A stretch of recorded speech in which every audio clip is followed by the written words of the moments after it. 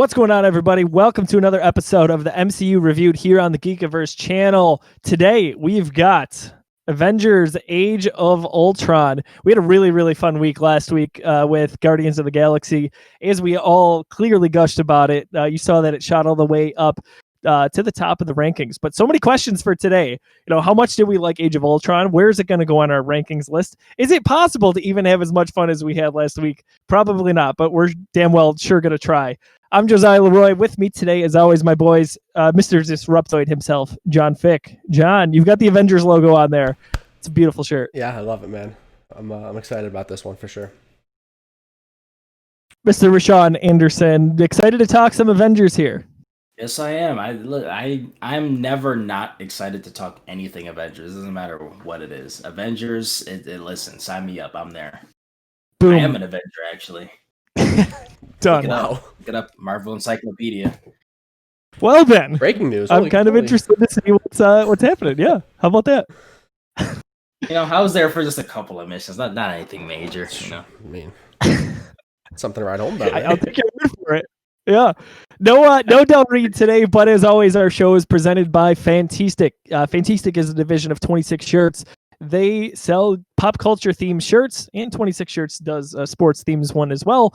But you can find new shirts almost weekly there at 26shirts.com and 26shirts.com/Fantastic. Proceeds of every shirt sale go to a charity in need, a family in need, or an individual that is sorely in need of those funds.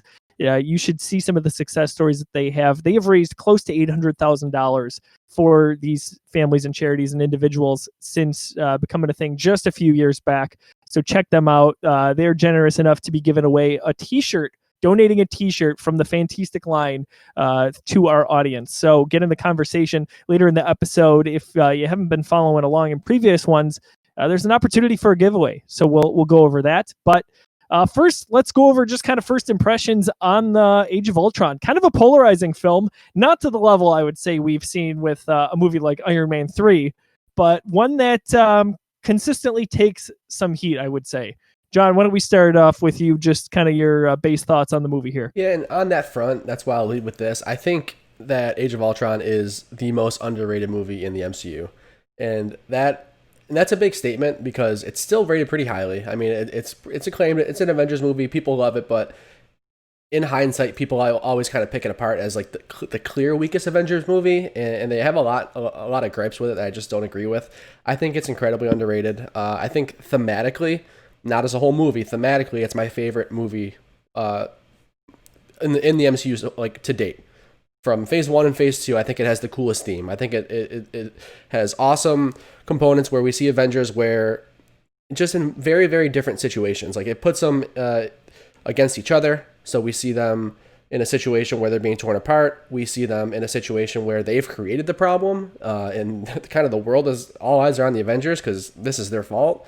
It's a very, very dark movie. It's not really what we expected for a sequel from the Avengers movie coming from that 2012 Avengers. Like, I don't know, man. This movie blew me away back then and still blows me away today. I think it's super underrated. I love it.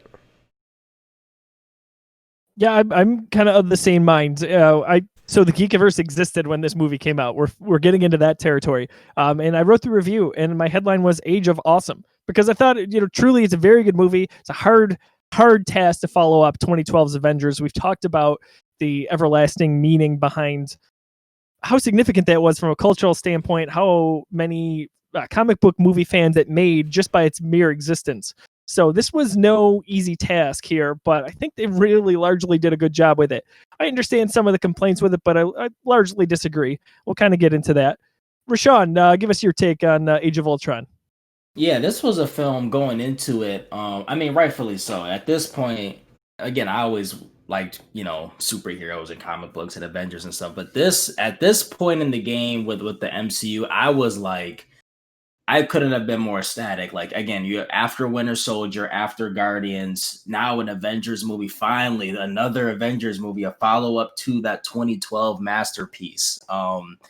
And the trailer that we're going to get into had a lot to do with it. But I just remember every day I was looking at what news was going on with this movie, or new casting and everything like that, trying to piece stuff together. I still, even to this day, remember watching. Again, this is how nerdy I got. Not with just the comic books, but again, the MCU really sparked my love for films and doing more research in the different films and actors and how movies are made, business end and on set. But I remember watching the red carpet for this, like before, like when the stars got to see it and everything like that. Like I still remember watching that, just seeing how excited all the actors were. But yeah, I like the movie. I do forget how I came out of the theater. I think for me, one thing that I talked about at that time was that this movie threw a lot at you when it came to action and different set pieces and stuff like that. So I came out of this movie, I think, just like just blown away from that mindset. We got so much Avengers action in this, which in a good way. And I don't remember if I came out of there thinking, "Oh, it's better than the first Avengers." I don't remember any of that, but I do remember being pleased. I do remember people around me not liking the movie, and I definitely disagreed with a lot of takes that I heard on it. But it definitely is out of all of the Avengers movies, it is still to this day, it is definitely recognized as the weak link. I'm sorry. Spoiler alert here. I would agree with that. However, it's not like the other ones are here. Yeah, it's not like the other ones are here and the other in Age of Ultron's down here. Like I would say the other ones are here and it's like right there. Like it's not. They're all great. Like I think that's the thing that a lot of us nerds and film fans get caught up in with this stuff. Like all of this stuff is great. And at this point, we're just picking apart greatness. But for me, like I do acknowledge that, yeah, it's the weakest Avengers film, but I'm not saying that it's a bad movie by saying that. I'm just saying if you got to pick one that's not the best, I think it's this one. But that does not take away from the quality of this film, in my opinion. There are some gripes that we'll talk about, but overall, solid. Actually, no, not better than solid. Great movie. I mean, we're getting into the point in the MCU Reviewed series here where it's going to get real difficult in ranking some of these and almost splitting hairs with some of the middle pack, I think. Like, we'll all have our favorites from here on out, but it's going to be tough to say, oh, is this one better than that one? I think a lot of the time we'll agree that you could make arguments, as I said pre-show, for where certain movies rank on this list. This movie did very well, if I recall, at the box office. John, do you have those numbers pulled up? Yeah, we did 1.4 billion at the box office. It was an absolute blockbuster. Wow. I mean, as you'd expect for the sequel to today's standards. Like, yeah. I mean, granted, that's only a few years back, but like right now, if a movie did that is very, very impressive. So that was even just a few years ahead of its time when we're getting all these billion-dollar movies in the MCU. It's amazing. For sure. I want to say it had the biggest budget as well. The cast maybe for this movie is stupid. Yes, the budget was insane. The cast for this movie, most of it went to that. Probably also the set pieces. But gee. Yeah, I know. Last week Guardians passed Avengers 1 for the budget. I didn't see what Ultron was. I mean, it wouldn't surprise me, but. Let's see if we can find it real quick. Yeah, 365. Yeah. It crushed it by almost 100 million. By far the biggest budget so far. Yep. And I think, honestly, if I read correctly, it was more in the range of the 400, but there was some sort of tax credit in one of the countries that they filmed in. I don't know if that is true or not. I would have to research that, but I believe in reading briefly on it that was a thing. That's so the net budget was what John said, which is insane to think about as these movies just kept getting bigger and bigger. Well, if you think about the cast, if I'm not mistaken, except Loki, which put an asterisk next to that name and what I'm about to say. So Tom Hiddleston there, Natalie Portman. Those are the only two major characters from the MCU thus far that are still alive. The Guardians as well. But yeah, besides them. But I'm saying besides the Guardians and besides those two characters, asterisk next to Loki, for what I'm about to say, everyone's here. Mm-hmm. Like Peggy Carter in a small way is here. Like even the characters in a small, Selvig is in this. Like they found ways to put those characters Howard Stark in there. That's the only one I can think of. Fair enough. Okay, fair enough. all I got. But you really got to Heimdall, think, which is right? great. Like, That's a deep if you pull. look at the you gotta really think. If you look at the IMDb page, almost everybody's there. Yeah. Almost. And the only reason why I say an asterisk next to Loki, this was just a little note that I had. We're getting a little ahead, but just one quick thing since we're talking about the cast. I believe, if I'm not mistaken, I remember looking at special behind the scenes stuff for this movie way back when, and the scene where Thor has his vision and the what a lot of people have called the hot tub time machine sequence. I haven't heard that. That's awesome. Yeah, Loki was actually originally supposed to be in that. I forgot why he wasn't, but he was supposed to reveal himself on the throne, or he was supposed to be in there in some capacity, but they cut the scene. They cut that part for whatever reason. So that's why I say with an asterisk. So when it was shot, Tom Hiddleston wasn't it. They were gonna put him in here and be like, Tom Hiddleston. But they took him out. So you are correct, Rashawn. He was supposed to be in this movie, even in just a scene. And Joss Whedon actually, in some interviews, had been quoted, to paraphrase, that he was having issues with balancing the ensemble here, which is kind of funny to think a few years later, what we see in Infinity War and Endgame. But he didn't do those movies. But he said it was a nightmare trying to give everyone screen time and find the balance. And he thought with the success and just like the stupid popularity that Loki had from the original Avengers, that would have, even a small appearance would have taken away from the balance of the rest of it. So I kind of respect that in a way.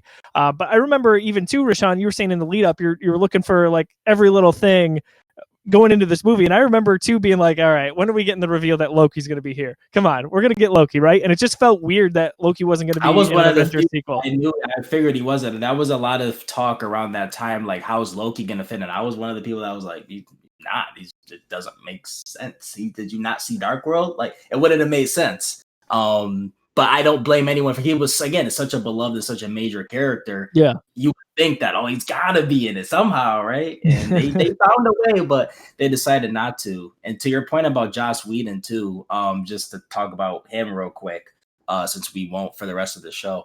Like, first of all, obviously, round of applause for giving us, an Avengers movie to begin with. And not just one, two, but like, if you really look into the stuff with this movie, and again, even at the time when I was like looking into the behind the scenes stuff, this movie, like, I believe it got to a point where he could barely like walk on the set. Like, doing this in combination with the Avengers and this movie really like destroyed him physically and probably mentally too. Just there's so much, like, part of what you were talking about, managing that ensemble, and don't forget, he was originally supposed to direct Infinity War Part 1 and 2, until he stepped out of that role, and then they gave it to the Russo brothers. A lot of people forget about that.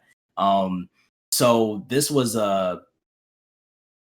factoring that this man could barely walk on the set and that he was at his wit's end with a lot of the cast in different ways, even though they all loved each other. But again, you work with people in that confined space for so long, you get tired of some people's tendencies.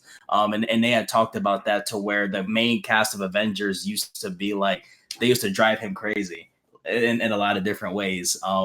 But yeah, so factoring all that in, we still got the quality of movie that we got. At least in my opinion, I love that. There are a lot of people who believe this movie should be longer. I believe this movie clocks in at 2 hours and 20 minutes. Mm-hmm. And when we get to the Ultron stuff, we'll talk about why a lot of it has to revolve around that. I see where those people are coming from, but I don't think it was, watching this again, especially, I haven't seen this movie in like 3 years. I don't think it was as much of a necessity, but we'll get to that specific point once we get farther up, getting ahead of myself. So we're gonna queue up the trailer here. Hopefully you're joining us on one of two ways. We are on video form at youtube.com/thegeekiverse. Otherwise, you can listen in podcast form in just about any major streaming platform, whether that is SoundCloud, Apple Podcasts, Google Play, you name it. We are just about everywhere today. If you just search on your favorite podcast streaming platform, we appreciate you tuning in.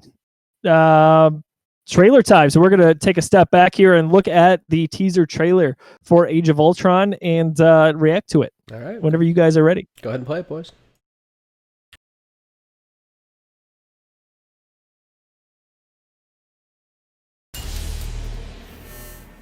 I'm gonna show you something beautiful.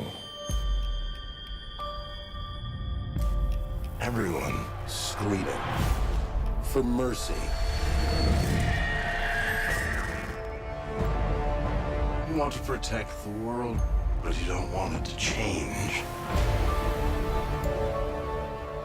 You're all puppets, tangled in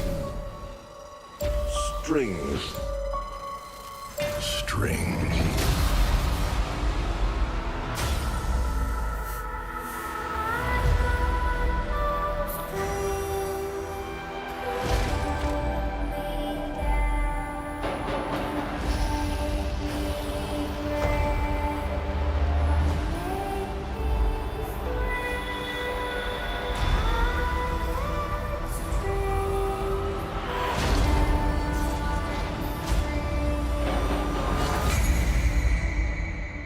It's the end. The end of the path I started us on. Nothing lasts forever.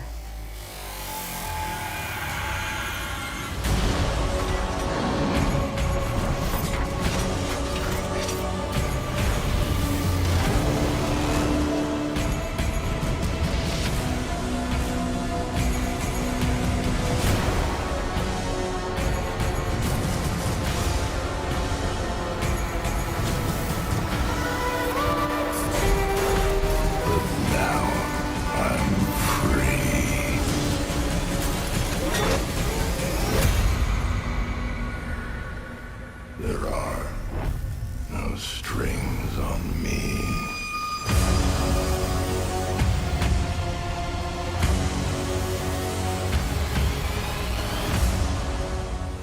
Man. The tone of that trailer is so different. I mean, when I first saw that, a couple of cool things about this trailer actually. So this was kind of a big deal. This trailer leaked before it was ever shown. IGN leaked this trailer a couple of days before it was supposed to be revealed. I believe it was supposed to be revealed like during Agents of S.H.I.E.L.D., which was still in its early infancy. And IGN, Italy or France, something like that, accidentally uploaded the trailer. And so this was a huge deal that this came out, and it was just on YouTube for like a whole day before it was supposed to, or a couple of days before it was supposed to. So I remember watching, like, trying to scour different links that weren't taken down and trying to find this trailer because I had heard it leaked, but I couldn't find it for a little while. And watching it the first time, I remember like, oh my god, this is the sequel to Avengers. Like, this is totally super different, but I think it works, man. It's a cool trailer, and it depicts what we got for sure. I think it. Oh, go ahead, Joe. They kind of promote like it. It's funny, like being the end of the road, and it's in the scheme of things, like we were just getting started. So it's kind of funny to see that contrast. But I really do like the dark tone of it, because even though it is it's Marvel, so it's still light at heart, and it's got a lot of humor in it. It is relatively dark from what we had seen previously. So that's kind of interesting. I did not remember that song was playing throughout that trailer. Like, I barely remember that trailer at all until we just watched that. I'm sorry, Rashad, you were going to say something. No, just same sentiment there. I mean, I guess the thing where I differ only a little bit, and just by a fraction. That trailer, I believe, is darker than what we ended up getting. I think what we ended up getting was a little more lighthearted, which is fine. I'm not saying that's a bad thing. Overall, I just think the trailer, I think the trailer, this first trailer, again, as a opening, you're like, oh my goodness, what the heck is going on? And I think that's where a lot of people kind of take issue with this movie that I've heard. Like, a lot of people wanted, and I get it when you think about it, like when you think about the original plan. But now seeing everything the way it's played out, and even at that time, we kind of still had an idea where we were going post this movie with Phase 3. But a lot of people wanted this movie to be the Empire Strikes Back, if you will, of the MCU. And even though I get that, just when you look at the way the story turned out, the MCU has two Empire Strikes Back. It has Civil War and it has Infinity War. So this movie really had no place to be that. I get what people were saying. It's the second movie in a very popular franchise. But so I think that's one reason why some people were kind of taken aback by this movie. But also, when you think about the dark tones, the movie definitely was a little more lighthearted, only a little bit more than the trailer, because of Ultron. The way James Spader portrayed him, and I love the way he portrayed Ultron, was a little bit more jokey than anticipated. For the fellow comic book fans, Ultron is a robot, and in the comics, he's that's what he is. In the comics and the Avengers cartoons, he is a robot, and he's just very bland because he's a robot. So they wanted to add that MCU spin. Some people like that, some people didn't. I'm one of those people that loved it. I love James Spader. This movie actually, when I found out he was as Ultron, that actually made me go watch his show, The Blacklist, which is arguably my favorite network television show. And if you watch that and watch this, that's who James Spader is. So I think that worked great in my opinion. Yeah, James Spader is awesome in this role. Like he truly owns it, and even to the point of like you can see his personality, not just hear it, but see it come through in certain ways that Ultron moves. It's his personality. It's really done well. You guys want to get into show notes here a little bit? Yeah, I actually just wanted to touch on two things that Rashawn brought up there. So while I do understand that you like, maybe it's not the Empire of the series because it's not better than the first one. Spoilers for where we're probably going to rank this. It doesn't surpass the first one. I think it did a good job of being the Empire tonally. And even though that trailer was all dark, I think it did a good job representing as showing us how dark the movie does get. Obviously, the movie's not all dark. It's not completely dreary, maybe like an Empire or something like that. But that trailer sets a tone for how dark the movie does eventually get. So I did really appreciate that. And again, I do kind of think that like we got that first lighthearted, big, fantastical Avengers movie, and this really brought us down to a darker place. I think it really did kind of achieve that Empire kind of vibe that people are talking about. Again, not as good as the first one, like Empire surpassed A New Hope, but in a different way, I think it achieved that.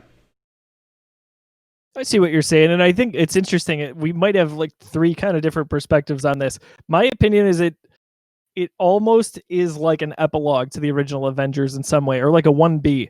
And I don't even know that I consider Civil War like Empire, but Infinity War definitely. Because my at least my perspective is Empire Strikes Back is all of our amazing heroes that we just kind of fell in love with. They are struggling to the point of collapse. Like what are they going to do? How are they going to take down this evil empire? That's what it felt like for me with Infinity War, where it quite literally leaves off with the big bad just looking off into the sunset. Like, how are it almost out empired Empire, which is so crazy to say.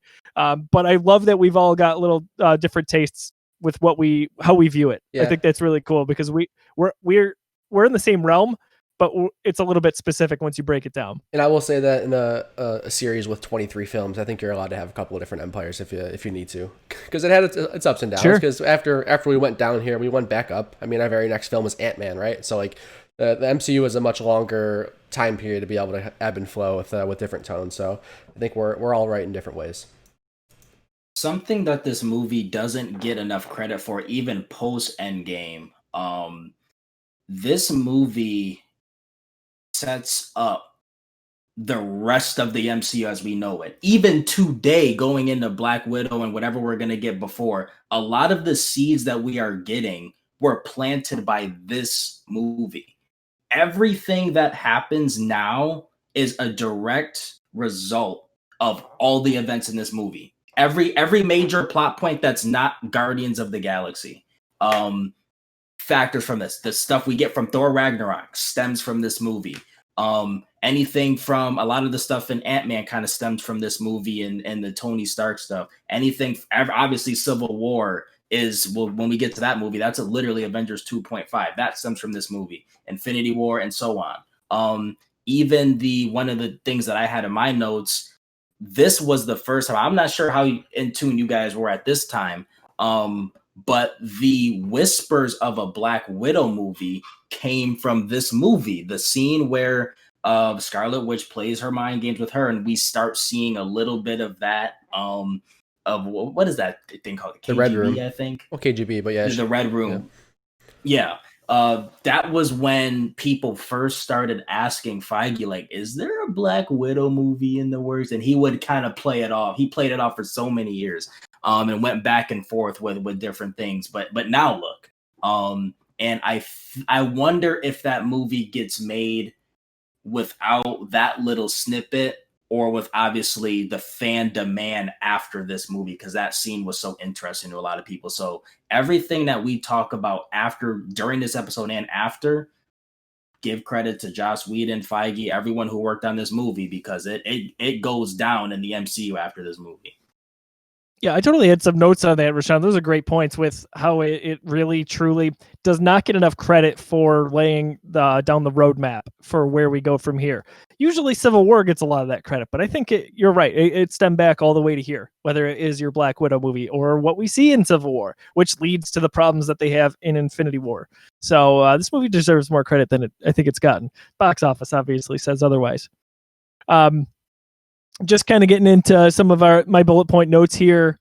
I do love that early slow motion shot of all the superheroes side by side. I think that's nice to get it out of the way early, and it's like, all right, we're back in business. You know, almost picking up right where we left off. So on that it was scene, like, go ahead. It was almost like, let's get this out of the way early and not try to replicate that late in the movie like we did with the first one. Yeah, even though that was a different and circumstance. they did kind of come back to that moment when they're all kind of circled around the reactor or whatever it is towards the end. So they kind of gave us another one, but I know what you're saying. Like, they gave us that, all right, Avengers are all together. Like, we're gonna hit you with a strong punch. But man, that scene, even in theaters, I remember thinking, like, the CGI does not look that great in that opening scene. There's a lot of really like questionable rubber banding stuff going on. Like, I remember that being my first thought of the movie. I'm like, yo, like this action's awesome. I love what they're doing with all this choreography, but this doesn't look great. Luckily, that's fixed very quickly. I wonder if this was like a scene that they added late and they had to rush to like a third party studio and it just didn't get the love that it deserved, because it does stick out.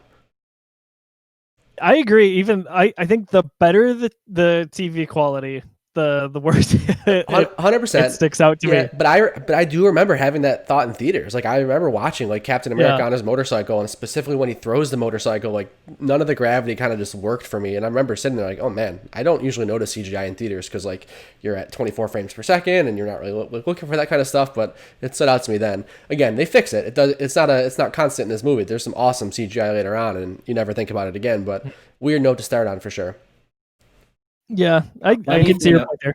A funny thing about that scene too, again, really doesn't matter in the grand scheme of things, because a funny thing, someone mentioned Agents of S.H.I.E.L.D. earlier, and this is at the time when I was like really into that show, for better or for worse, just not even because I thought it was good, just trying to, again, see if anything would ever pay off in a movie, which, spoiler, it never does. But it's funny because it was always like a one-way relationship. Agents of S.H.I.E.L.D. would always reference everything in the movies, the Civil War stuff, Infinity War stuff, Winter Soldier stuff, but it would never be the other way around. And it shouldn't have been the other way around either. No, the movies never should have acknowledged anything in Agents of S.H.I.E.L.D. But the thing with that scene is that the episode before this movie aired in theaters, I forget, they were basically, long story short, Coulson and crew were trying to track down Strucker or something like that. And in the final episode before this movie came out, they found out where he was in Ultron, and I guess they wrote it to where it ties into Ultron to where the show wants you to be convinced that that Coulson called in the Avengers, and that's what you see in that opening scene. The scene, that episode ends with, all right, call in the Avengers after they find him. So that this proof that they tried so hard to write their way into the MCU, but it just never really worked out for the TV side. But this little fun fact. Rashawn, you better be careful with your Agents of S.H.I.E.L.D. talk. You're going to make Elida mad. Bring it on. She knows my Twitter handle. Tread lightly, my friend. But hey, I'm laughing, but I thought that was really cool at that time, because I watched that episode. I saw the movie a couple days later. I'm like, oh, that's kind of cool. Yeah, I would appreciate that. I said, I maybe got tried. Goes into Agents of S.H.I.E.L.D. I'm going to circle back at some point. I will. I'll get there. I love the whole language thing with Cap. So good. And that he has a problem. That is a recurring thing throughout the movie that is hysterical to me. I love that they pick on him relentlessly for it, and I love that he knows that he's going to get picked on for it. Like, I can't believe I just said that. I think that's wonderful. That plays into his character a lot. I love the way that they operate, especially early in the movie, and I guess it's throughout the movie, but like it is a job. And Hawkeye even says that later on, like, this is a job. For example, like Thor and Cap with the shield early on, like they're just kind of chit chatting, like they're at the water cooler, and then they just when all the soldiers line up, like it's great. That's such it's such MCU heart. I'm a big fan of that. I like early on how we get a contrast with Scarlet Witch, where she's like creepy and dark, and we don't know a ton about her, and she truly is witch-like. And we see they tried going new mutant stuff. For anyone that's seen like the New Mutants trailers that were years old at this point, it's very her from the post-credit scene she was in this. It was very shades of that, just creepy. But it worked though. Like horror movie-esque. It didn't end up it didn't stick. Like they went to a different path, obviously, and it made a lot of sense. But it worked. I felt that kind of though. At least halfway through the movie, she was this like, all right, she is the weird one, and she's the one who's really going to tear this team apart. And I mean, they committed, and I think they did a good job with it. Yes, they kept with her in terms of being how powerful she was. Obviously, as we saw in the later Avengers movies, like she is no joke. She will mess things up. But what I'm saying is I like the contrast where she's super, super weird early on in terms of how she moves and how creepy she is. But as she turns towards the light, if you will, there's a little bit of that change. And I think you had to have that a little bit as she becomes an Avenger. So that was probably a tough thing to accomplish, where you had such a character like that and really needed to make her a part of the team later on. Can I answer something?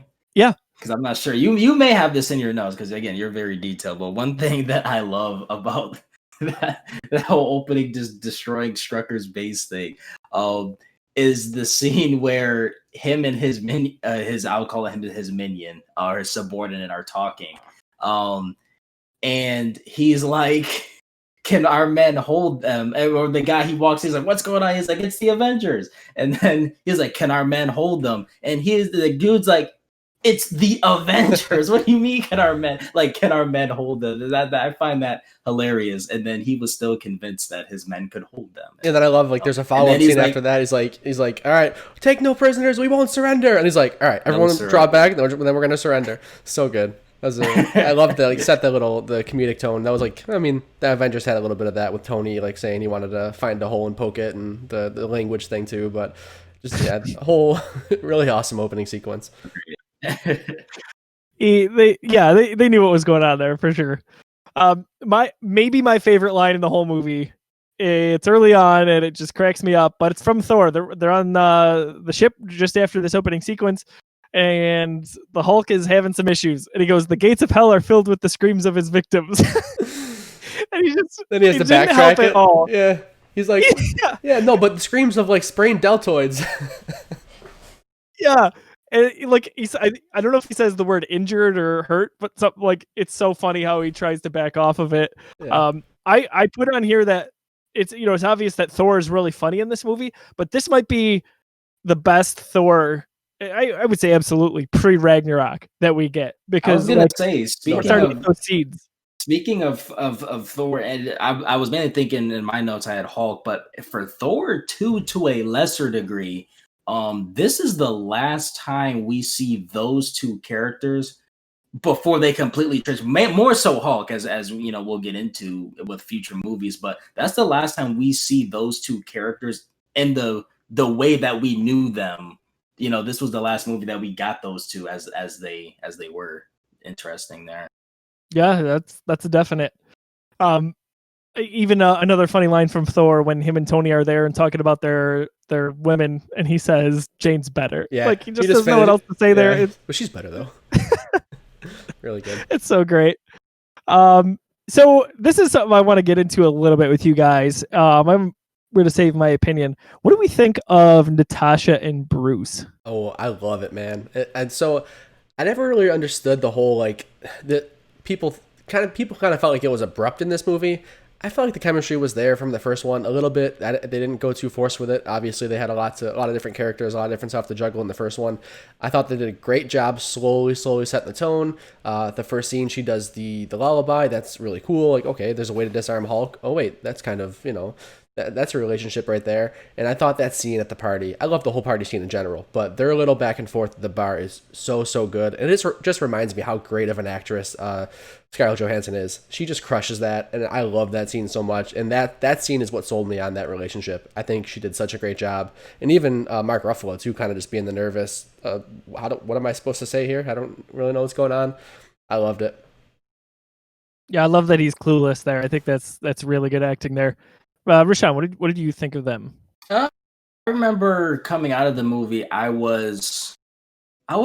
indifferent. I was indifferent, and I think I still am. I agree with John though. That scene, the party scene with those, that was great. That was great. If anything sells me on it, it was definitely that scene. But overall, especially first time watching this movie post Infinity War Endgame, officially knowing that it never really goes anywhere after this movie.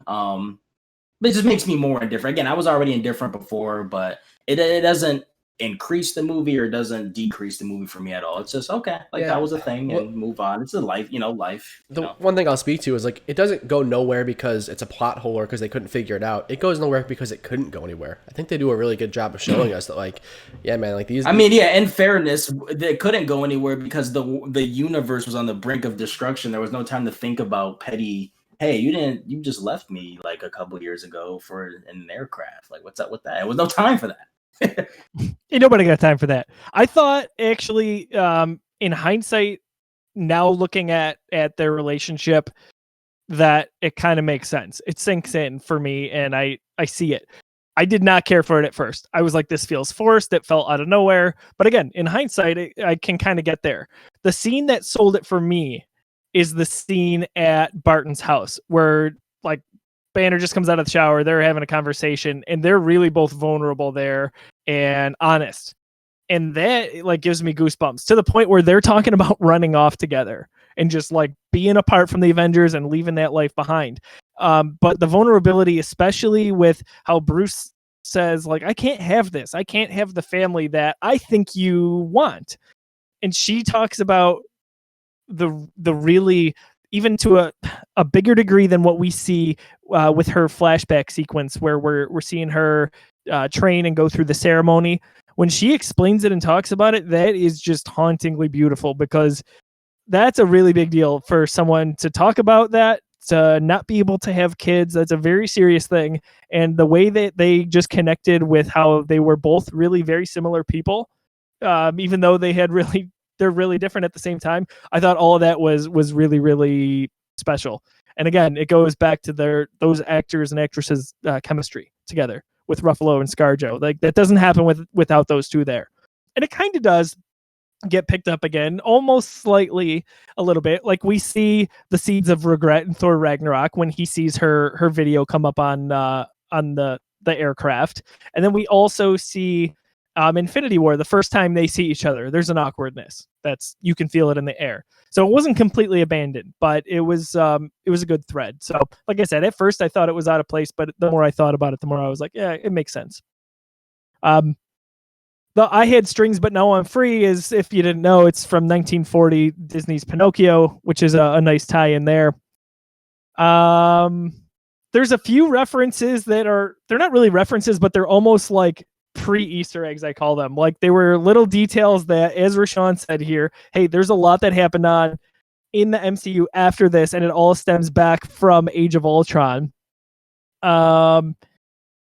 A little detail, like Ultron talks a little bit too long when he first meets the Avengers, and Thor basically has enough and destroys him. That's exactly how it happens when Thor finally chops off Thanos' head in Endgame. Like, look at the scene side by side. That's kind of a funny nod.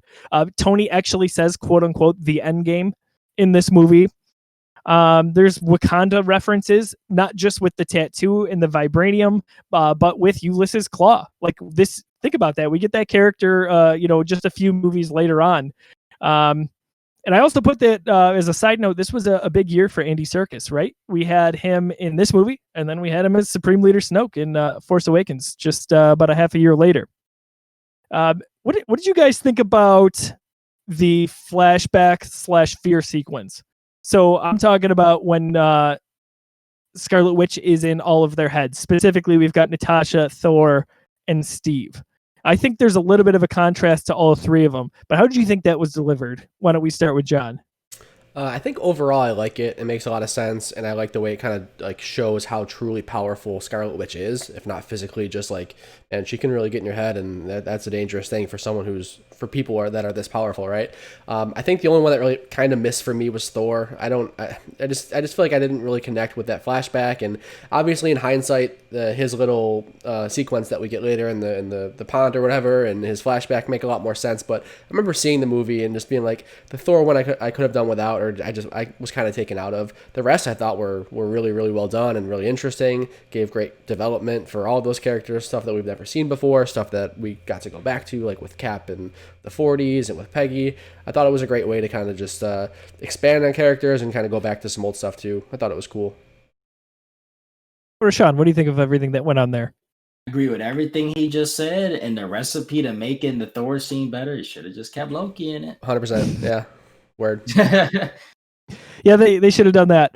I think I agree with John too about the Thor portion. It was like, okay, whatever. And I didn't really feel like a strong love for that character just yet at that time in the MCU. But seeing Ragnarok, where Asgard is just gone, and then the beginning of Infinity War, like, it really holds a lot of weight. Like, he kind of led them to hell, right? In a way. And he was king. And that was the end of their people in a sense, as well as their home. So that kind of holds weight here. The way I broke it down was Natasha's is a flashback to a really dark time in her life. Thor's is a really bleak future. And Steve's is all about missing out. It's the fear of missing out, right? It's fear and regret. Because, like, we see him with Peggy at this old style event that's going on, and old, music from Steve's original era. But then all of a sudden, all of it's gone. But he's still there, which is symbolic, right? Because he had the super soldier serum and he was able to live through all of it. But all those people, all those events, the music, even the hall, like, that's all gone. Like, unfortunately, he outlived all of it. Thought that was a really nice touch. Like, they really understood Steve's mindset there.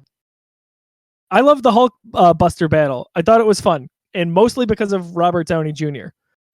Because of all of his banter there. It's really fun. Like, when he's yelling at him to go to sleep, go to sleep, go to sleep. So he even apologizes at one point. he says, "How quick can I find this building?" Yeah. And I never noticed was that. Go ahead. It's great. Was I the only idiot prior to release that thought that was when I was in the first teaser trailer that thought, oh my God, Hulk's got an Iron Man suit? I don't remember thinking that. I don't know. I was probably one of the only idiots. Maybe, I don't know. But I loved, like, upon rewatches, they plant that Veronica seed kind of early on, where Tony and Banner are in the Avengers Tower, and he mentioned something about Veronica, and Banner's like, hey, don't hate. I helped design that. Like, don't threaten me with that. That was my idea too. And, like, when we first watched that, maybe some comic book guys knew what that was, but I had no idea what Veronica was. And to see that kind of come out of nowhere, like, that was super cool. Yeah. I love that whole scene. Yeah, it's really good. Same thing, John. Even yesterday, I was like, Veronica, what am I missing? Did I forget something already? And then, 20 minutes later or whatever, half hour, I'm like, oh, that's what that is. Yeah, I forgot about it. In terms of connective tissue, that scene, I mean, it gets solidified with the end of Final Battle on Sokovia, but that scene probably single-handedly started the first drafts of the Sokovia Accords.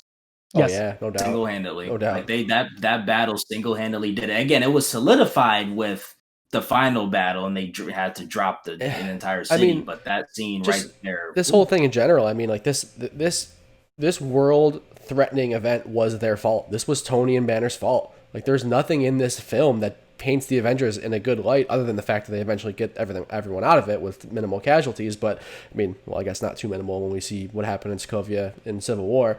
But I mean, this was all their fault. This was when, like, this is unchecked power. That theme is present throughout this film, and whether it's Hulk is, I mean, this little twist in his head.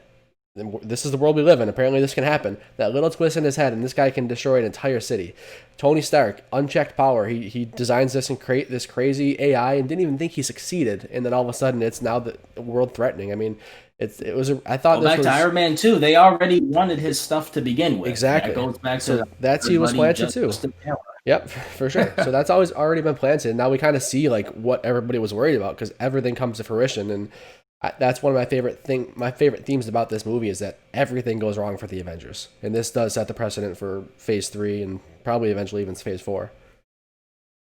Or Civil War tissue, connective tissue as well is the farmhouse scene with and this is one of the scenes I referenced this in one of the first episodes, but finally get to talk about it now.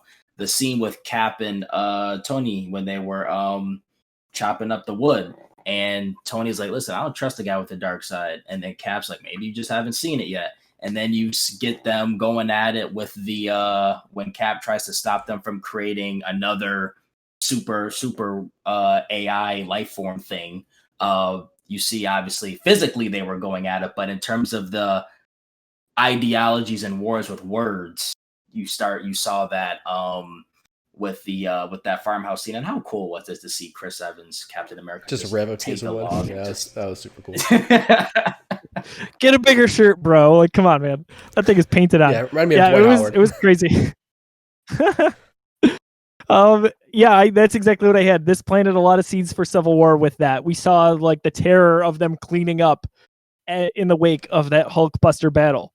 And obviously Sokovia right after that. So that's very important.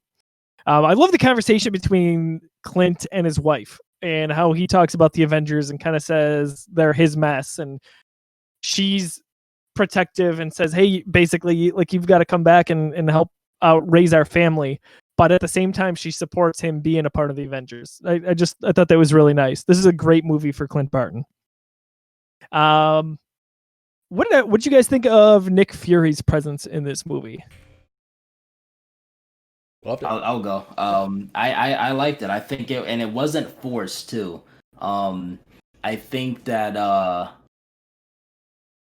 at the end there when he comes in with the helicarriers, that was also very slick because that was moments when I remember watching it. And even still watching it, I'm like, oh, that's it. Oh, I guess us people are gonna die, including them. And then he shows up impromptu right at that time. But also at the farmhouse, he comes in at that right point, right when they were at their wits' end and they thought they were beaten. Nick Fury coming in there with the words of wisdom for him. You know, he's not their director anymore, if you will, but still being there to make sure that they are on the right path, you know. Yeah, I this is another hindsight thing for me. Like, at first I was like, what? I thought he kind of like walked out a little bit and they were getting away from him, but it only made sense in seeing what his role truly was here and that he wasn't just automatically the guy. He was part of the glue that really, kept things together as we get towards the end of the movie. But it makes sense, especially in hindsight, seeing where things went now to me. So it's funny to see that contrast from when I originally saw the movie in theaters. Again, I just put Spader is phenomenal. Ultron is like a Stark equivalent with how snappy he is and just how they can even go back and forth with their banter because he created it. I think that's where people lose. That I had that in my notes. People lose sight of that when people get on the portrayal of Ultron in this movie, they outright say multiple times Tony created him. But the way that they did the process, he took on a lot of the elements of Tony Stark. The way James Spader, he's such a great actor. The way his mannerisms and his jokes and how witty he is are all Tony. It's all Tony Stark's and Robert Downey's mannerisms. Yeah. It's incredible. But it's the perfect amount of creepy too. Like that, I never lose that like super haunting undertone throughout anything he says. I mean, you even think of the scene with I forget the guy's name, but the one from Wakanda who loses his arm. Like that scene is incredibly creepy. Yeah. So I mean, like that's like a kind of like a lighthearted scene. There's a couple of jokes, and all of a sudden he just rips the dude's arm off. So I mean, like that creepy, like I don't really care what I'm going to do. I'm just gonna get this done. Undertone is always there for me. However funny he is, he's super creepy, man. He really is. He nailed it, and that's a prime example of this movie not getting enough credit. And James Spader specifically, just delivers a near perfect performance. Like that is not easy to pull off, and his personality shines through with all those traits. And like Rashawn said, the mannerisms. It's truly amazing. Hawkeye talking to Scarlet Witch says, "If you step out that door, you are an Avenger." love that whole sequence where he says, "It's okay, I'll send your brother back for you." But man, what a leadership moment right there for a character like him in the Avengers, who even him and his wife kind of tongue in cheek are like, I'm a guy among gods. And like just that leadership, man. And his lines throughout are really great too. Even when he how he goes back and forth with Quicksilver, and he even says like, I can end it right now. No one would know. Oh, last I saw him, Ultron was sitting awesome. on him. But even that scene, like that scene you're talking about, where he's talking to Scarlet Witch, like he has that joke where it's like the city is flying and I have a bow and arrow. No, none of this makes any sense. Like it's just it's so self-aware, but really really good. I remember coming out of this movie with all the Hawkeye stuff. So two things about Hawkeye. One, let me know if you guys felt this. Maybe this is in your notes, Josiah. I feel like I was one of the only people in the theater and watching the movie that didn't think Hawkeye was going to die in this movie. Like people were coming out of the theater like, oh, I thought he was done. I thought this was the movie. I'm like, never where that. I get that they showed his family and he took more of a stand, and it looked like it was almost telegraphed, but I never got the vibe that he was going to die in this movie. Did you guys feel that if you teleport yourself back when you first watched the movie? I don't remember thinking that. I remember hearing stuff in the lead up, I guess, where it was like, all right, an Avenger has to die. He's the obvious choice kind of thing. Like, I don't know. I think I remember that vaguely, but I don't remember ever totally buying it myself. Yeah, agreed. Okay. Especially watching throughout the film. I feel like he had a bigger presence, but to me, he kind of like took Nick Fury's role in a way. Like he was kind of that backseat leader. Maybe not on the forefront telling Cap and Iron Man what to do, but like he was the one kind of pulling the strings and getting them to safety and coming up with a lot of different stuff. So I mean, that was kind of my vibe and why he was more involved. And his personality shined a lot more. They kind of just gave that character more opportunity to be on screen, which was much appreciated because I loved him in this movie. Like, spoilers, he's my pick for the best non-titular character. I'm claiming him right now. I love Barton in this movie. You're a smart man, Jed. Yeah, you're a smart man. Taking it now. Yeah, I remember that everyone was like clamoring. Maybe it was a little bit before this, but also definitely after this movie came out, for a Hawkeye movie. Like that was absolutely a thing, and that was just. So that was actually my second point. I didn't want a Hawkeye movie. I wanted a Hawkeye series because I knew the Hawkeye movie wasn't really realistic. But I thought that like after this movie, I feel like I was one of the few people out of the reviewers and people I was watching that were had their thoughts to say about this movie, and people that thought Hawkeye were useless, and they made the joke in the beginning. Now, pretending that we really need this guy is, weighing on the team or whatever. I was like, man, like a Hawkeye series would be incredible. And at the time, 2 years before this show, I looked at DC and they made Green Arrow a hit show. I'm like, why the hell doesn't Hawkeye have a TV show?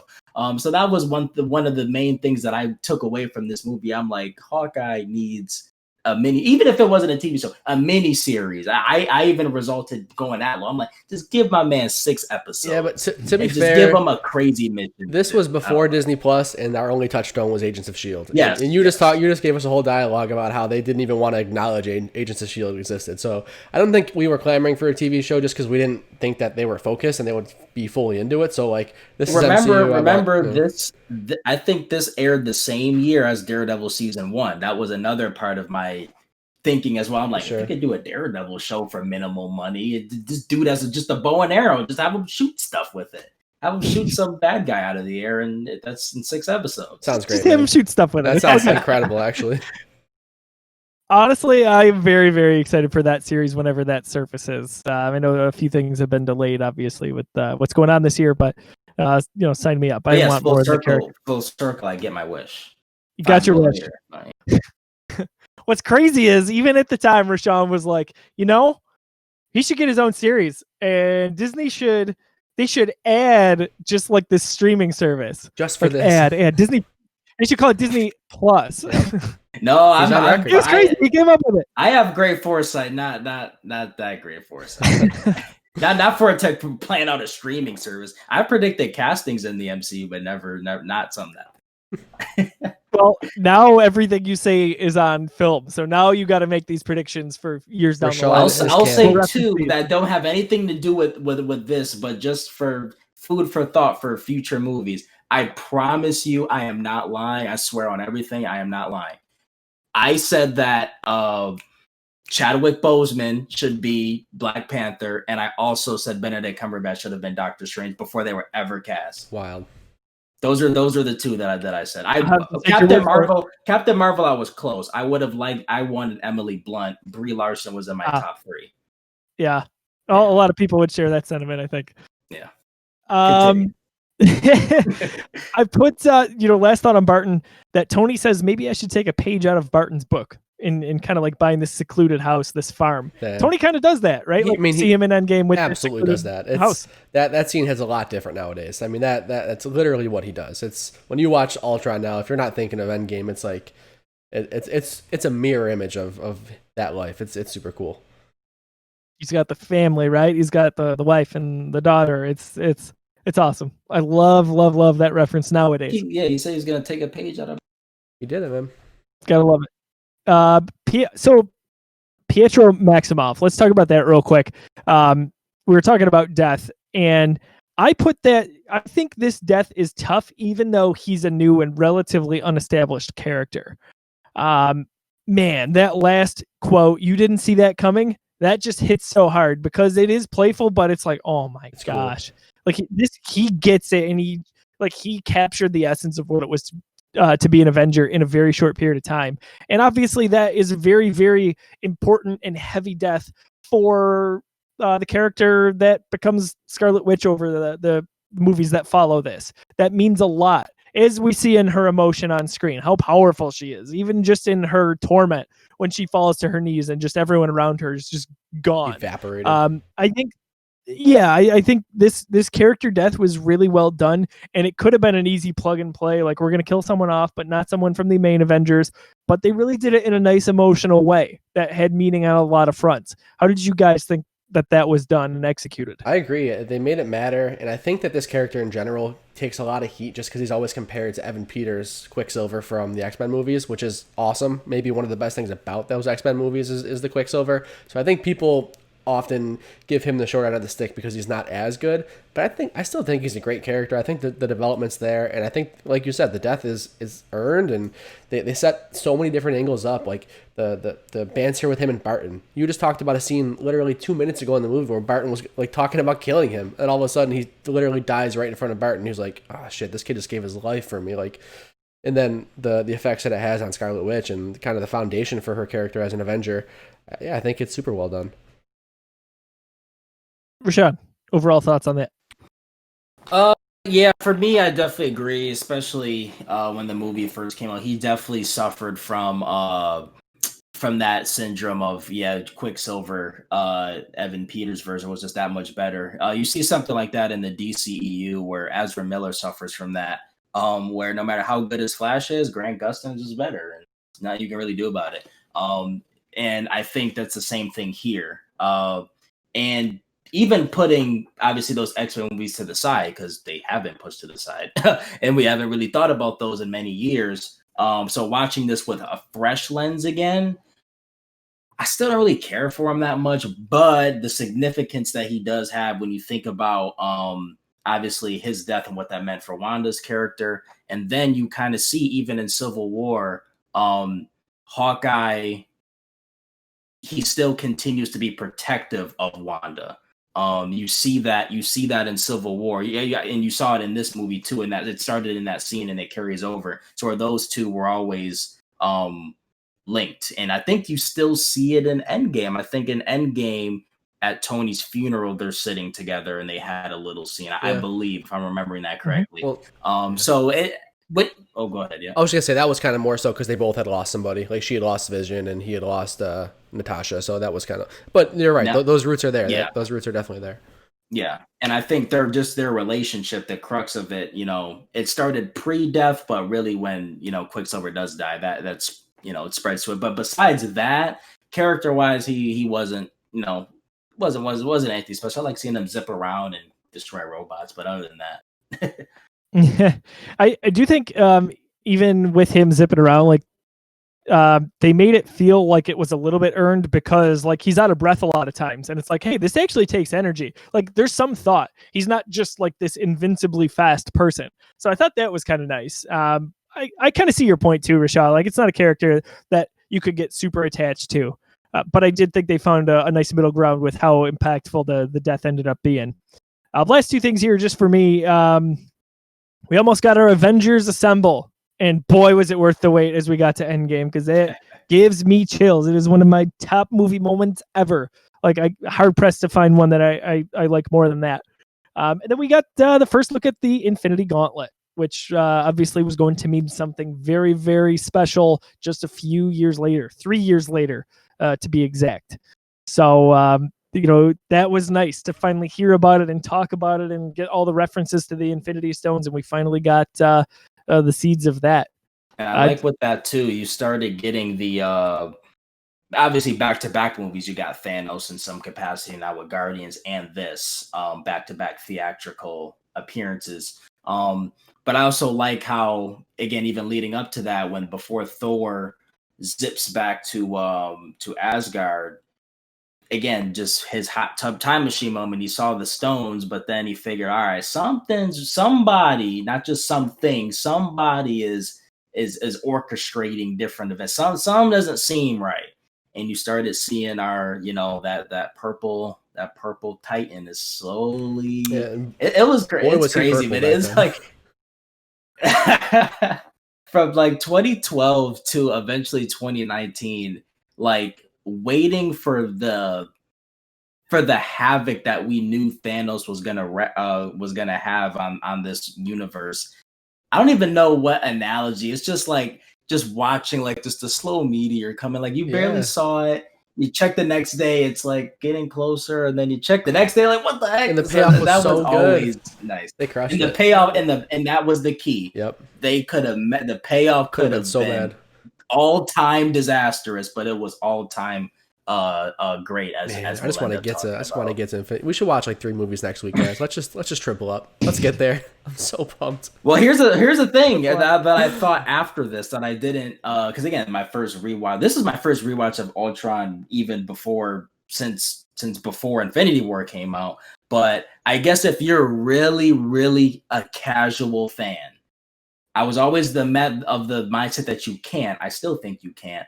I guess if you're super casual, you can just watch all the Avengers movies and not know what's going on, but just be content. You can watch 1, you can then come and watch 2. It works. I know we think that Civil War is an Avengers movie, but you could technically skip that because it's a Captain America movie. With that end credit scene, you could just boot up Infinity War and be like, oh, the guy, he's there. Exactly. He's here now. You don't know the context. Yeah, you don't know why like Tony and Steve have their they're falling out, whatever. Yeah. But like you're right, for the casual fan, like these 4 movies work. Right. There's tons of context. I feel like you're you missing. can't watch all 4 back to back to back, and if you do have the time, you add Civil War and you're okay. But that end credit scene, because the movie ended. And on Disney Plus, it recommended Infinity War, and I just sat there. I'm like, I can't even tell you. I guess you do it, but how many times throughout this whole MCU reviewed, I've just like fought the urge to rewatch either Infinity War or Thor Ragnarok or even Endgame. I'm just like, I want to watch Endgame right now, but I can't do it. I have to keep it fresh.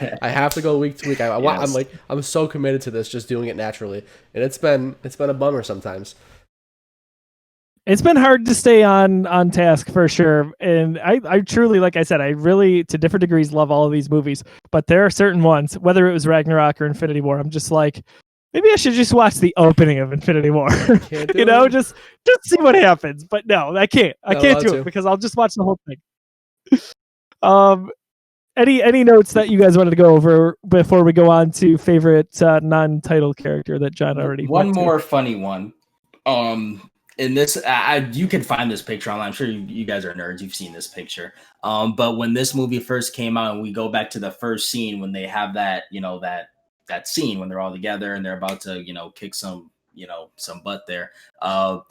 That scene, there's a Photoshop version of that scene that went viral way back when, and you can still find it now, where it has Andrew Garfield's Amazing Spider-Man photoshopped in that. Oh man! And I just find that so coincidental because 2 movies later, we got him. We got not Andrew Garfield, but we got we got Spider-Man. Yeah, That was crazy. I think we were all waiting with bated breath at the end when they're announcing the new Avengers. We're all just waiting for Spider-Man to swing in because those rumors had been full force at that point. We're all just like, all right, are they going to do it? There was a rumor in the first Avengers that the post-credit scene was supposed to be Oscorp.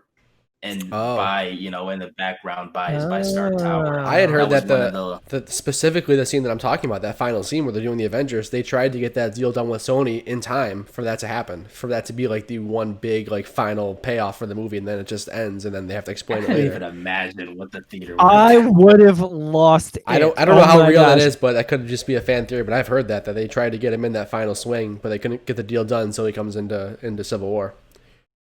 I believe wholeheartedly they were trying to get that deal done for a while, so I buy that. I think also, like, maybe aside from that, it would have been really hard to introduce him there in that scene, because like that would have that would have been all over the internet. Yeah. Right? Like that would have been a terrible little spoiler. I don't know. I think that would have been cool. Because I honestly feel like I think it would have been tough. I think that final scene's a little empty. I'll be honest. When I was left with that, I'm like, damn, those are the Avengers now, because we're left with rumors that Tony Stark's that RDJ's contract is done, and this was his last movie and stuff like that, and they kind of give you that out, like, a lot of their contracts were up at exactly. That time, so there was a lot of renegotiations. That's kind of why the way like Iron Man 3 was almost definitive for him. So like when they give us that new class of Avengers, and we just have like War Machine and Scarlet Witch, who we barely care about yet, and then Falcon, who's had like a couple of cool moments, it's like, what are they going to do here? Like, this is what we got now? I kind of felt a little empty there. I think that I almost am convinced they were planning something bigger, but just couldn't get it done. They could have been. I did read that the other thing they were looking to do there was have Captain Marvel fly in, but they had not yet signed an actress on. Jesus, they were really early. Yeah. So that was another push that I had heard. So that would have been, all of it would have been incredible. The how they talk about the hammer too at the end is kind of funny with being worthy. I think this is something I forgot to mention. Oh, wait, yeah, that was the hammer going up in the elevator, and Steve's like, the elevator's not worthy. It's funny how they go down that rabbit hole together. Great banter there. But my last thought watching this was, so we all know this is the party scene. Cap tips the hammer. What do we think is the defining moment that made him worthy? He wasn't worthy at that time. So between that scene and Endgame, he did something that made him worthy. Did the Russos not say that he was and he just didn't want to hurt Thor's feelings? I thought that they came out and said that. Is that the novelization canon this in is a way? afterwards, obviously, but like in the last year and a half or 2 years, or since Endgame, I think they said that. Yes. But Rashawn, the theory before that, I agree with you. Like where it was fun, where there was a debate. Oh my gosh, what was it? It had something to do with Civil War that would have made him worthy. That was like he took the right side. That's saving Bucky or something like that. I've heard both ways. I think that the Russos are definitely not killing Tony when he definitely could have in that scene. It was telling Tony the truth, Tony confessing that he knew about his mother's death, and Bucky's role in it. Yep, that's what the theory was. Yeah, I think that the Russos were definitely just backtracking, because like we just talked about that scene at the end. Like he clearly still cares about what being worthy means, and he's still a little ticked off that he wasn't because the elevator's worthy. So that banter shows you that like he couldn't pick it up, Yeah, I don't know. It's fun to go back and look at, and Hemsworth nails that. So he's so scared. Because my thought was that he definitely became worthy somewhere in Civil War. I just didn't think of was it him not killing Tony when he could have and sparing another mortal man? Was it the Bucky thing, telling the truth? You could speculate on things. I believe that was kind of the theory for a while, and he could have lied and just been like, I didn't know, just to try to preserve both. Yeah. I can't wait to get to Civil War. We're almost there. I adore that movie.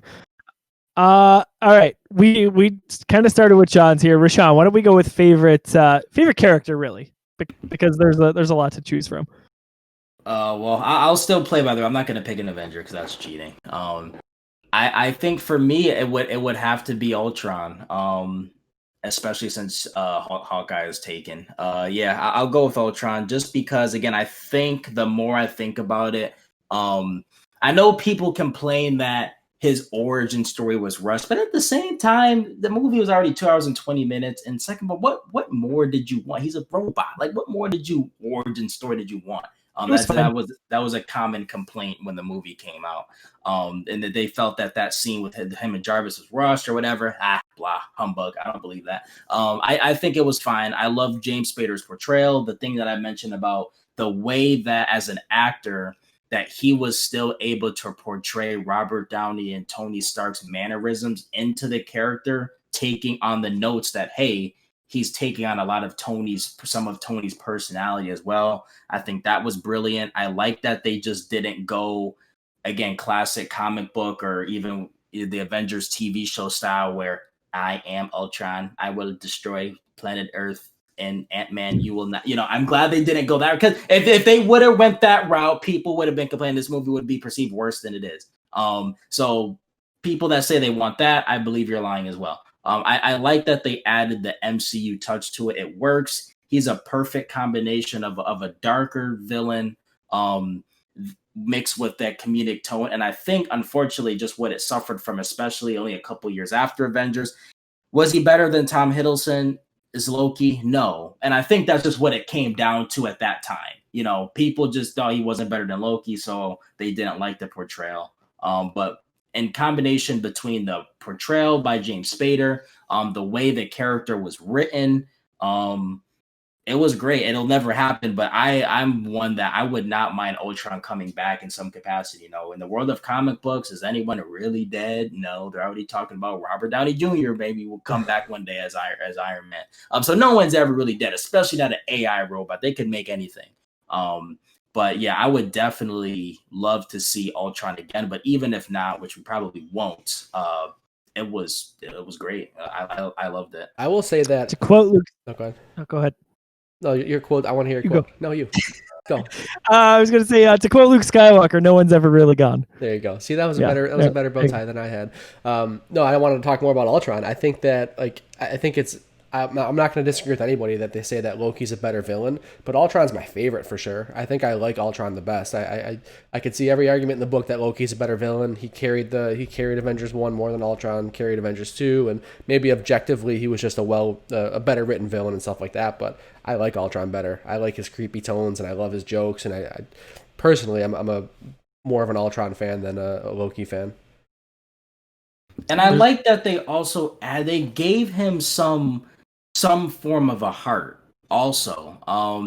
One thing I have in my notes is that he truly did care about the Maximoffs. He cared about them. He was upset when they bailed on him. Yeah. He was like, wait, no, guys, wait. He felt some type of way. And then he gave him one more chance. He was wanted, please don't do this. They actually...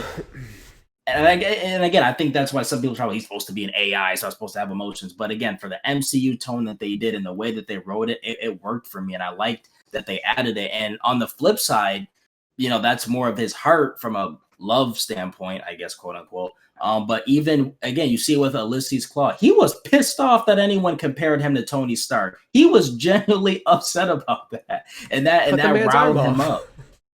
Yeah, and he cut someone's arm off because of it. So I love that they gave the character dimensions like that. Where again, this is the most interesting version of Ultron we've ever gotten. Because I'm telling you, if you tell me that the comic and the Marvel Avengers TV show versions are better than this version, I don't know what you're smoking, but maybe I should have some of that. Because it is not the case. I love the layers that they added to Ultron this time around here. Yeah, I think his emotion in that setting is truly awesome. I love that he quotes Tony Stark constantly. Even Ulysses is like, I know that quote. Yeah, just everything you said is great about it. Black Widow is actually the character for me. I am going to choose an Avenger. Love the two you guys had. Those are probably my runner-ups. But Black Widow, all I could think about throughout this entire movie was I cannot wait to finally see Black Widow in her own movie. It's going to be wonderful if we ever get it at this point. But that being said, I just I feel like Scarlett Johansson really took this character to a new level in this one. She got, I think, probably her most screen time that I can recall. Maybe not with Winter Soldier, but it's up there regardless.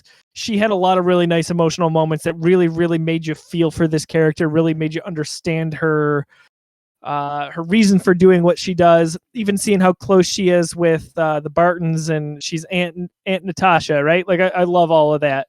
And she's like, they need her. Every one of these Avengers, these original 6, they need all of those puzzle pieces for this to work. But at the end of the day, even though they say that her character and Bruce Banner are monsters, like they're maybe 2 of the most human of the 6. And I think they contrasted that very nicely. John, did you have anything else to say about Hawkeye, seeing that was your character? No, we went through it all. I think he had a really cool stand-up performance in this. I thought that his screen time was very surprising, but it paid off well. I thought his comedy was great, and I really did feel like he was the kind of like the Nick Fury, the behind-the-scenes leader of this film. So, yeah, I thought it was awesome. Now, before we get here to the end of the show, before we talk about our fantastic giveaway for merchandise as well as the rankings to see where Age of Ultron ranks on our MCU list so far, just real quick, if we haven't mentioned it, what is that moment? That one moment, maybe it sticks out for you. That's pretty exciting. Maybe you think it's legendary. Maybe there was a funny line. I know we covered a lot of it, but does any one of those criteria stick out to you at all? But I will go first just to give you guys a second here. I think, honestly, I could pick a lot. But for me, I truly love just the party scene when they're all hanging out and trying to pick up the hammer. I didn't think anyone was going to pick that. That's the clear one for me. But I'm happy I did go first now. So, yeah, I love all of that. I love that Maria Hill is there, and she's like... Steve said a bad language word. I love that line. That's all great. That's her best line in the entire series. Like, that is so... The delivery... Smolders, man. She's like half... She's half in her sip. She's like, she said a bad language word. It's so good. It's so good. I even love Kobe right when Ultron comes through, and they're all kind of like slowly... Like, all the Avengers are really... I wouldn't say frightened, but they're like, oh my gosh, they're on what's edge. going on Like, here? It's so creepy. When she pulls her weapon... Like, she has like this, I don't want to be here kind of thing, but this is going to go down moment. I love that. Here we like, go. Kobe Smulders, man. I'm a big fan. But yeah, that whole sequence is great. Even a little bit before that with, we haven't mentioned it, Stan Lee. Going, come on, Blondie. That's maybe, I always say this after every episode, maybe my favorite Stan Lee moment from the MCU. So lots of good stuff happened in that sequence there.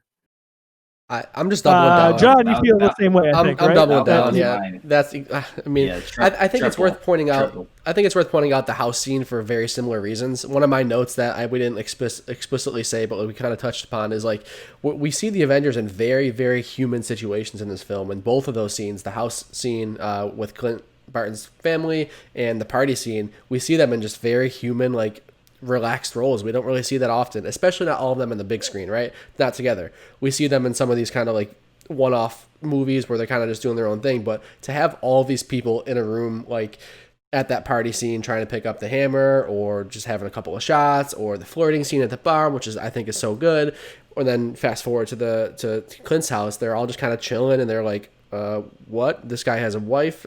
Thor just stepped on some Legos. Like, that's super funny. I just love I just love how they humanize them, and even though, you know, some of them aren't human, but that I think both of those together just kind of fit in as like, that's super different. Ultron is really the only movie that does that out of the 4 Avengers movies. They give us these very, very day-to-day situations for these gods to be in. Yeah, Clint, even his wife saying, I know all of your names to the superheroes. So funny. And then in the kitchen, like, blink and you miss it.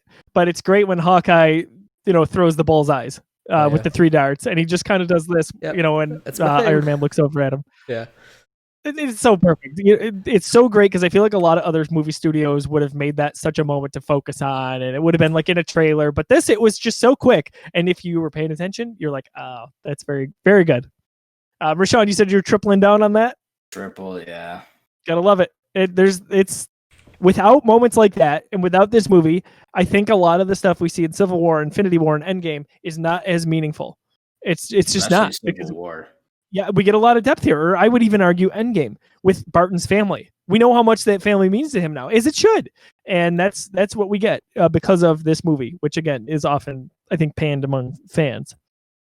We're going to talk quickly about our giveaway. So again, our presenting sponsor, Fantastic, led by Del Reed and the wonderful beings over at 26 Shirts. Go to 26shirts.com/Fantastic. You can check out their merchandise. Proceeds from every sale. They sell pop culture t-shirts. Go to a charity or a family or individual in need. They have sold or donated just shy of $800,000 to date to those charities and families. Just incredible people doing incredible things, not just in Western New York, but really all around the nation, as they've built up quite a nice community. So we're thankful to them and all they do. John, what do we want to do for a giveaway for this episode? So last week was Guardians. We did Twitter. So that's kind of where we've been starting things. Twitter, Facebook, Instagram. So this week's going to be Facebook. So each and every week, the awesome folks at 26 Shirts. We missed Del today. I can't wait to hear what he thinks about this. I can't wait to see what he's talking about on Twitter. So follow him to see his take on this episode too. But they've been super, super awesome, and they've been sponsoring the show and giving away one shirt per week. So we've been doing different giveaways. I think, like I said, Facebook's going to be this time. This episode we'll post. We've been a little bit out of order here because we had a couple of vacations. So we're recording this usually the day that it posts. I'm going to try to get this up tonight. So yeah, Monday the 20th. So I'm going to try to get this up tonight, and I'm also going to get the Facebook post up tonight too. So you'll see clearly this is the giveaway post. Super, super simple instructions. Leave a comment. Facebook, I've been getting kind of creative and just kind of asking some very MCU related questions just to drop a quick comment and have some fun with it. So we'll see what we come up with tonight, but we are giving away yet again another shirt, facebook.com/the Geekiverse. You'll see that there. Thanks again for our awesome sponsor, Fantastic 26 Shirts. Now's the time, guys. We're going to get to ranking this thing. We've been ranking this each movie as we go through. This is number 11, so we're getting close to the halfway point. We've done very well. We missed a few weeks there just with vacations, but we kind of made it up a little. So we're making up some ground. Very excited to see where we rank this. I do have a prediction in my head, which I'm not going to share till after, for where I think John will rank this. Rashawn, I'm not quite sure. A little bit of a wild card. And I think when am I not a wild card? True. No, sometimes I know. Or I think I know, I should say. But with this one, I've got a pretty good idea of where this is going to go. I needed this discussion to help me flesh it out. I'll tell you that. Because you could tell me, between a few numbers on this list where you would put it, and I'd be like, yeah, that makes sense. But I've ironed that out a little bit. No pun intended there. Uh-oh. So, John, why don't we get going? You take the mic here. Yeah, I've got the rankings up, so you can see our official rankings thus far. We've got number 1, Guardians of the Galaxy. Number 2, The Avengers. Number 3, Captain America, The Winter Soldier. Number 4, Iron Man. Number 5, Iron Man 3. Number 6, Iron Man 2. Number 7, Captain America, The First Avenger. Number 8, Thor. Number 9, Thor, The Dark World. Number 10, The Incredible Hulk. Now, before we place this somewhere, I want to hear your guess. Where do you think I have it? Where's your starting point for me? You want to hear now? Yeah, because who cares? We're getting. I'm not going to react. I'm just curious to see. Point? Where do you think I would have it? Because you're confident. You seem confident. Where you would have it? Yeah. Okay, I think you would have this after Avengers and before Winter Soldier. Okay. Where do you think we should start with it? Let's get it popped up here. That's my guess. I think we should start above Cap, the First Avenger. Above Captain America. Yeah, I think so. Well, I think we're all in That's agreement. where I would go. Right? I'm getting a little scared that we started this low. Well, I mean, I don't know. Me too, I guess. I don't know. Okay, so we all think it's better than Cap, the First Avenger. We all think it's better than Iron Man 2?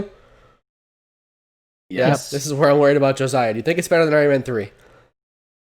Yes. Yes, I do as well. Okay, thank you. I could have waited. All right, so that's an automatic. I could have waited. I just wanted to see Rashawn get mad at me again. So that means Josiah thinks it's better than Iron Man 1 because he thinks 3 is better than 1 somehow. Rashawn, do you think Ultron is better than Iron Man 1? Oh. This is big because I do. So it's up to you, man. This is your vote. Actually, no, it's not. No, Josiah, no, your vote doesn't really matter. But I'm curious, though. Do you think this is better than Iron Man 1? Age of Ultron. This movie is definitely better than the first, than I remember it. Last time I saw it was 3 years ago. Wow. Iron Man 1 set up everything. It gave us everything. Yeah, sure did. But again, when I just talked about when it comes to setup, this movie did that for the rest of the MCU. I appreciate it more now that we have seen the end result of Endgame and Infinity War. And it's an Avengers movie. It's just more fun. Yeah, let's go above Iron Man 1. Oh man! All right, so we're sitting at number 4 below Winter Soldier. So you struggled with that. I'm going to assume you would not put this above Winter Soldier, right? Rashawn, I'm talking to you, of course. No, it's never been above Winter Soldier for me. Okay. And in fairness, even though before you go, it was never above any of our top 3. Even though my top 3 would be different in order, for me, it was never better than any of those top 3. So it would have stopped there for me regardless. The debate in my mind was this or Iron Man 1. Okay. All right. Josiah, better than Captain America, the Winter Soldier. Yay or nay? Yay. Yay as well, baby. Moving on up. I agree. Yes. So we're at 3. Oh man. Now this is the Community's gonna be so mad at us. Yeah, I can't wait. Spoiled it. No. I mean, who's gonna be mad at us? Everybody. The community, the whole the Geekiverse world. community. Oh yes. Everyone is like mad at us for having Winter Soldier after Guardians and Avengers. Well, get ready because it's going to slide down the list with the movies that are coming. That means our community likes me. So see, community, this is not me. It's not me. It's them. I'm sorry, man, but this list is your official list too, my friend. I'm sorry. So Josiah, do you think this is better than Avengers 1? No. No, I don't either. So we're locked in at 3. You and I agree. Same exact spot. Your guess was right. Yeah, right below Avengers is where I had it the whole time. I never had a doubt. I wasn't sure if you were going to be that high on it. I knew Rashawn was not going to put it above Cap. I didn't think he was going to put it above Iron Man 1 either. Just like based on preconceived notions, not actually listening to his opinion, just a guess. But yeah, so there we have it. We've got a new number 3. Avengers Age of Ultron bumps Captain America the Winter... Oh, Josiah's gone. And he's back. Audio listeners are like, what do you mean Josiah's gone? He's on his way back. There he is. The least amount of time ever. Yeah, it was good. I will say to the community at large, I will say, I will not get in an argument with someone that thinks Iron Man 1 is better. You see, I struggle with it. I will not. Again, anything. It's definitely top 5 for sure. Like, yeah, I'll argue with you if you think Iron Man 3 is better. But I would say, and technically. Wait, yeah, Joe, real quick, you're like, because you think Iron Man 3 is better than 1. Do you think 3 is better? Wait, no, you said it's not better. Yeah. Well, John said for me, but I do agree. I think that Age of Ultron is better than all of the Iron Man movies. Okay, all right. I wouldn't be mad at all if anyone like threw this in the middle somewhere of those. Yeah. Like I that's like I could get there for sure, but I wouldn't be upset if someone said Iron Man 1's better because I get it when you factor in again the significance that movie had, but I can't argue for anything else being better. So yeah, it depends on your filters, I guess. If you're looking at the fact that Iron Man 1 came out and when it did, what was it, 2008, and it was such a good movie and it still does stand up. I mean, if you're using that filter, then the Iron Man 1 should be in your top 5, right? But I mean, I'm looking at these movies as they are and the way I feel about them as I rewatch them, and Iron Man 1's great, but they figured this formula out as they go, and they really improve on stuff. And I think Age of Ultron, honestly, man, Avengers and Avengers 2, Age of Ultron are like 1A, 1B for me. I think the first Avengers movie wins, of course, because they did pull off that ensemble. They did do it so well, and they blew us away. And maybe Loki's story was a little bit tighter and had a little bit more meaning than Ultron's did. But for me, they're so close. I think Ultron does so much better. I think where Avengers 1 hits home, I think it really, really sticks the landing. That final fight is ridiculously epic with the space and Tony coming through, and it sets up his whole PTSD arc. I think it has a lot of bigger tentpole moments, but I think Age of Ultron does a lot of smaller stuff better. So for the reason that I think personally, a lot of people have the original Iron Man so high on the MCU list, is why I have Avengers high on the list, because I feel like it was so important and it set up so many things that it had to be there, and like you don't get these movies without it. And that's how I look at like certain individuals who have Iron Man there. Like, hey, this was the godfather of the MCU. It started everything, and those are valid points. But that's kind of how I look at Avengers, because I could almost argue that Age of Ultron could be ahead of it. Like, you could get me there. Yeah. But at the end of the day, I still rank Avengers just a touch higher than Age of Ultron. Yeah, same here. I mean, when I look back at Iron Man 1, my biggest problem is the villain. I think Joe Badiah Stane he's fun, he's whimsical, but he is very much a one-dimensional comic book villain, and he does not have the kind of depth that Loki or Ultron do, and obviously you're missing those ensemble casts. So That's where Iron Man 1, I recognize the first 2/3 of that movie are phenomenal and they hold up to be like an incredible movie to this day. But the final act of Iron Man 1 is where it's like, okay, you went down the whole comic book trope and, it's the first attempt. This is the first movie in the MCU. You kind of expect that, but it doesn't hold up compared to some of these insane blockbuster movies. Did you say Joe Badiah? Of course I with did. a J? Yeah. Joe Badiah Stain. You're welcome. It's catching on. I love it. Okay. So I want to hear. Sounds like a little prick that I know. Oh man. Hey, that's kind of an Iron Man reference. I was gonna say Iron Man 2 reference. Yeah. All right.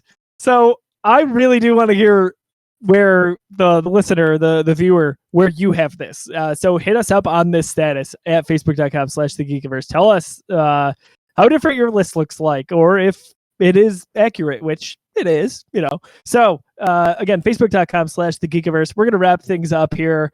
Almost halfway point here. We've got, as we mentioned, just a nice string of movies coming up here. We're in the middle of that. But where can people argue with us on social media or say, hey, great job. You guys really nailed that ranking. John, that's I'll not go going to first. happen at all.